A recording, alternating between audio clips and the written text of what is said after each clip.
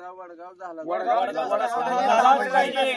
झालाच पाहिजे. नाही झाल्यानंतर आंदोलनाचं उपोषण आम्ही करू.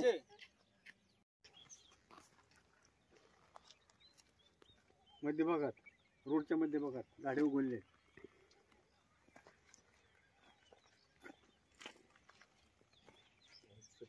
सुरत माझ्याकडे